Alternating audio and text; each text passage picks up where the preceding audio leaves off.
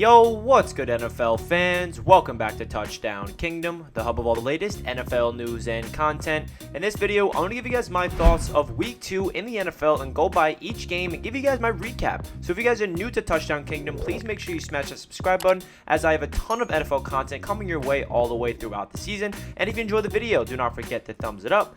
Before we hop into today's video, we're going to hear a quick word from the sponsor, BetUS. Bet with the 3-decade leader, BetUS. Join now for 125% bonus or 200% bonus with crypto. Use my promo code TDKingdom and bet sports, casino, horses, pop culture, and more at betus.com. You bet, you win. You get paid, BetUS. Now let's get right into the video, starting off with the Thursday Night Football game, the New York Giants and the Washington Football Team. Washington got back on track after a tough 1 loss and beat the New York Giants 30-29. Both teams fought hard and ultimately came down to a horrible mental error by the Giants, where an offsides call forced a redo of a kick that was pushed wide right. The re-kick was good and the Washington Football Team won this game in the final seconds. The New England Patriots made the trip to MetLife Stadium and dominated the New York Jets 25-6. Jets rookie quarterback Zach Wilson had an extremely rough day, throwing 4 total interceptions and never found the end zone once. This was an easy victory for the New England Patriots as Bill Belichick gets rookie quarterback Mac Jones' first NFL win.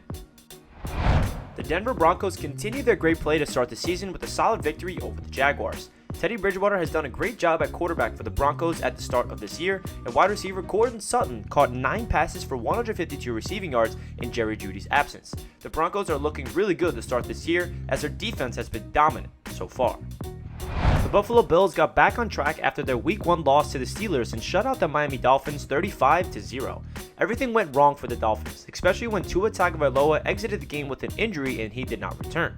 The Dolphins are lucky to be 1-1 after narrowly beating the Patriots by only 1 point last week, and with Tua's injury being day-to-day, there's a lot of concern starting to brew in Miami. The San Francisco 49ers beat the Philadelphia Eagles 17-11 in a rather underwhelming game for both sides. The Eagles were looking to continue their run with the energy they had coming off a blowout Week 1 victory over Atlanta, but ultimately they couldn't put up enough points to keep up with Kyle Shanahan's offense even on a day off for them. The Los Angeles Rams narrowly beat the Indianapolis Colts 27-24 and advanced to 2-0 on the year. The Colts had a chance to win the entire game, but ultimately the injury woes just continued for Carson Wentz as he exited the game with 2 ankle injuries. Rookie quarterback Jacob Eason came into the game and instantly turned the ball over, sealing the deal for the Los Angeles Rams. The Las Vegas Raiders managed to beat the Pittsburgh Steelers 26-17. The Steelers were dealing with the injury bug on the defensive side of the ball all game long, losing players like Devin Bush and TJ Watt. This ultimately was too much for the Steelers defense and they couldn't keep up with the Raiders offense. The Chicago Bears beat the Cincinnati Bengals in another tight game 20-17. Andy Dalton exited the game due to an injury and it was Justin Fields' time to shine. While his stats were ultimately very underwhelming, only throwing 60 yards and an interception in the process, drop balls from Allen Robinson and Darnell Mooney didn't help the situation. Nonetheless, they came out on top due to an equally poor day from Joe Burrow. The Cleveland Browns beat the Texans 31-21. After a rough first half that included an interception for Baker Mayfield, after that, he then came out firing and Baker did not have an incompletion for the rest of the game. Tyrod Taylor was having a great game all the way up until he got injured with a hamstring problem. The Texans are actually impressive so far this season, but they weren't strong enough to beat the Cleveland Browns, especially when Tyrod Taylor went down with an injury. Again, a quick shout out to the sponsor of today's video, BetUS. Make sure you guys check out the link in the description for more details. The Carolina Panthers beat the New Orleans Saints 26-7. The Panthers defense looks fantastic to start the year, and Christian McCaffrey is back in full force.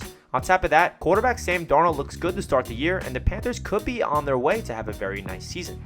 The Arizona Cardinals hung on to beat the Minnesota Vikings in a tough fought game 34-33.